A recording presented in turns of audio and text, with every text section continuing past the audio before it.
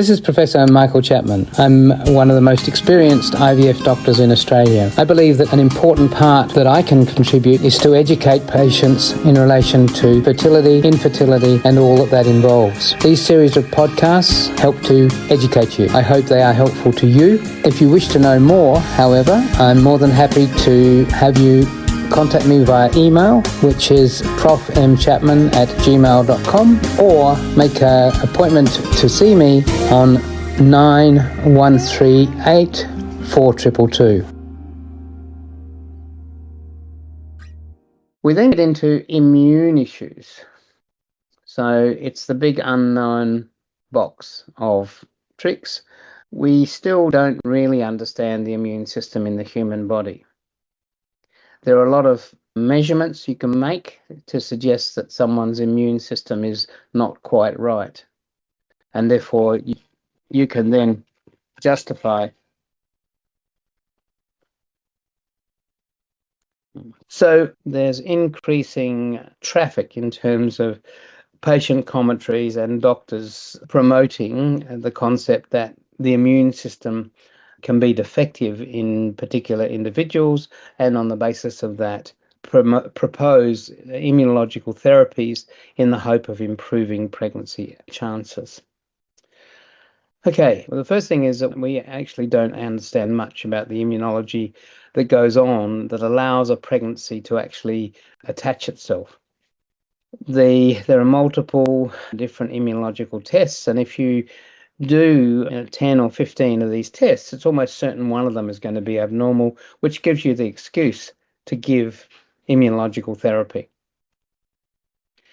Whether it makes any difference, again, we come back to my boring commentary, which is show me a randomized controlled trial that any of these therapies make any difference. And the answer is they either haven't been done, or those that have been done have not shown a difference. So what are those immune therapies? Well, the use of steroids to suppress the immune system has been around now for 15 years. No randomized study has ever shown any benefit, but people are using it. They're using it together with blood thinners. Again, the evidence is that blood clotting tendency does not increase the risk of pregnancy failure with IVF. But, are steroids safe? Well, they tend to put on weight. There is one study suggesting an increased risk of cleft palate. It's a very small risk, but it's an increased risk. Then in relation to the blood thinners, the Clexane, you've got to give an injection every day. Because it's a blood thinner, it causes bruising. If you knock yourself, you'll get a bigger bruise. Beyond that, they're relatively safe. I have prescribed them. I do prescribe them when I get into a corner and I'm trying to give the patient hope that something will make a difference. That's all I'm doing. I'm just giving hope. I'm not actually changing their chances of getting pregnancy in the next cycle, unless in the immunological world there are 2 or 3 specific conditions that should be tested for. So there's something called antiphospholipid syndrome, and there's another one that's systemic lupus erythematosus. And they certainly have been reported to increase miscarriage rates. And they probably, extrapolating it back, may have an impact on implantation. So those are worth treating.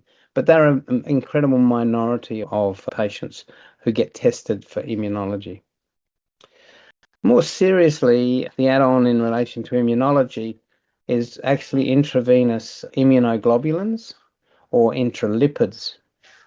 And there are some specialists around town who are making a lot of money out of those, charging $500 to $1,000 to administer these. Again, no scientific proof. I do have anecdotal evidence, i.e., I got a pregnancy after I gave it. But going back to what I keep saying is that pregnancy was almost certainly going to occur without that medication. Then patients will use other approaches, alternative approaches like acupuncture. So acupuncture, Hello? Yes, yes. Yeah. Right, great. Thanks. Bye. Sorry, you have to cut that bit out as well.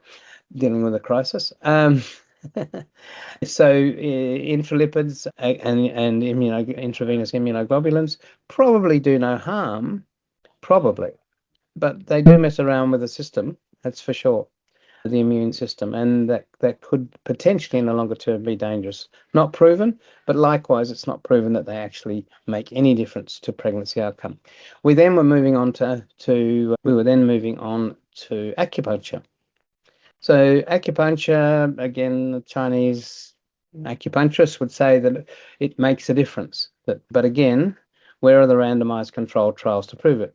There are some out of China that suggest it may be beneficial, but the largest trial performed in the world was a randomized trial in Australia, which I was involved in, and what we showed with 800 patients that the pregnancy rates were no different. From the patient's perspective, having acupuncture is relaxing, and in a stressful time with IVF, it is good to do something that makes you relax. But does it change your chances of pregnancy? No. So all of these add-ons are being sold, I believe, under relatively false pretenses.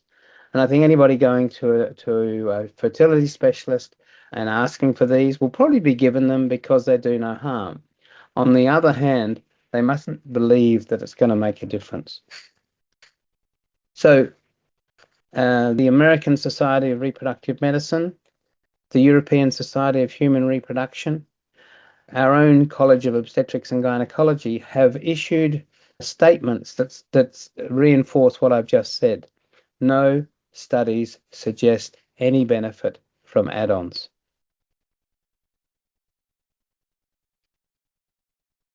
And don't forget that you can access all the previous episodes by going to our website www.theivfjourney.com and select IVF Journey podcast from the navigation menu.